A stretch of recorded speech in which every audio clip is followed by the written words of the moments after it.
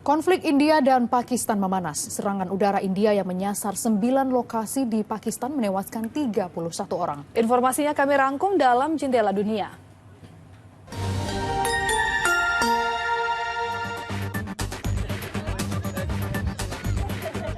Sistem pertahanan udara Pakistan menembak jatuh belasan drone India Rabu malam, termasuk satu yang menyerang target militer di dekat kota Lahore dan melukai sejumlah tentara.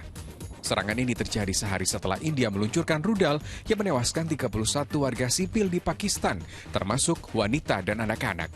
Di Lahore, sebuah drone ditembak jatuh di dekat Bandara Walton, sementara dua lainnya jatuh di kota lain di Provinsi Punjab.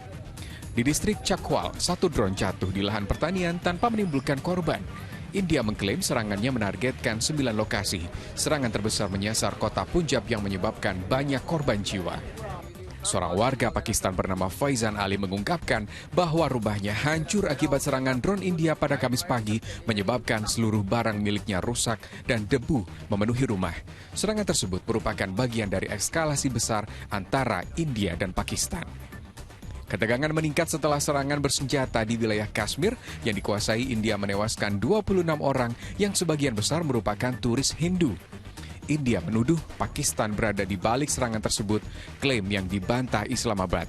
Situasi ini memicu konfrontasi terburuk sejak 2019 dan memunculkan kekhawatiran akan pecahnya konflik besar setelah Perdana Menteri Pakistan Shehbaz Sharif berjanji akan membalas. Otoritas bandara Pakistan menangguhkan seluruh operasional penerbangan di Karachi dan sejumlah bandara besar lainnya menyusul serangan drone India ke wilayah Pakistan pada Kamis. Semua penerbangan dijadwalkan dibatalkan hingga pemberitahuan lebih lanjut. Seorang penumpang di Bandara Internasional Jinnah Karachi mengaku penerbangannya ke Dubai dibatalkan secara mendadak. Penumpang diminta terus memantau informasi dari maskapai masing-masing. Serangkaian serangan udara Israel menghantam perbukitan di dekat beberapa kota di selatan Lebanon dekat Nabatieh, menewaskan sedikitnya 1 orang dan melukai 8 lainnya. Militer Israel mengklaim serangan tersebut menargetkan infrastruktur milik kelompok militan Hizbullah, termasuk senjata dan terowongan bawah tanah yang disebut sebagai bagian dari proyek besar bawah tanah. Meskipun gencatan senjata yang dimediasi Amerika Serikat diberlakukan sejak November lalu, namun serangan Israel ke Lebanon Selatan masih berlanjut. Hizbullah menyatakan telah melucuti senjata di selatan Sungai Litani. Namun Israel menuduh mereka tengah mencoba untuk kembali membangun kekuatan.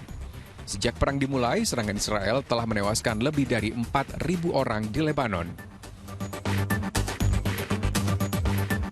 Rusia menyerang wilayah timur laut Ukraina pada Kamis pagi, tepat di awal masa gencatan senjata sepihak selama 72 jam yang diumumkan Presiden Vladimir Putin.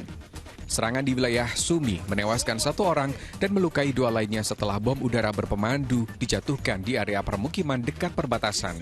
Meskipun serangan besar-besaran rudal dan drone tidak ada lagi sejak Rabu malam, namun serangan berskala lebih kecil di wilayah dekat garis depan terus berlangsung.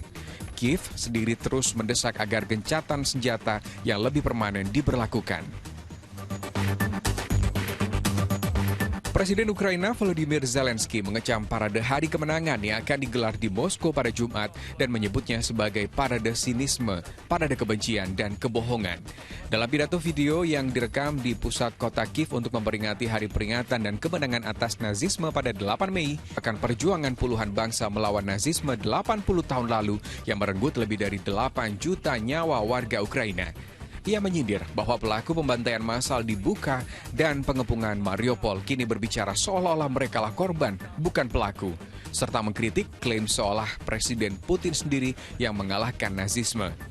Zelensky menambahkan bahwa setiap keluarga Ukraina memiliki kenangan akan Perang Dunia Kedua, termasuk dirinya yang kakeknya ikut berjuang. Perusahaan asal Slovakia, Klein Vision, baru saja meluncurkan prototipe mobil terbang terbaru mereka, Aircar, yang semakin mendekatkan pada produksi massal. Aircar merupakan kendaraan dual mode yang dapat berfungsi sebagai mobil dan pesawat terbang. Prototipe ini lebih maju dibandingkan model sebelumnya dan sudah mendapatkan sertifikat kelayakan terbang pada 2022. Dilengkapi dengan sayap yang dapat dilipat, permukaan ekor lipat, dan sistem parasut, kendaraan ini kini menggunakan mesin penerbangan dengan daya 280-300 tenaga kuda. Aircar dapat bertransformasi dari mobil ke pesawat dalam waktu kurang dari 2 menit. Setelah melakukan lebih dari 500 kali lepas landas dan pendaratan, Klein Vision berharap untuk memproduksi kendaraan terbang ini secara massal di masa depan.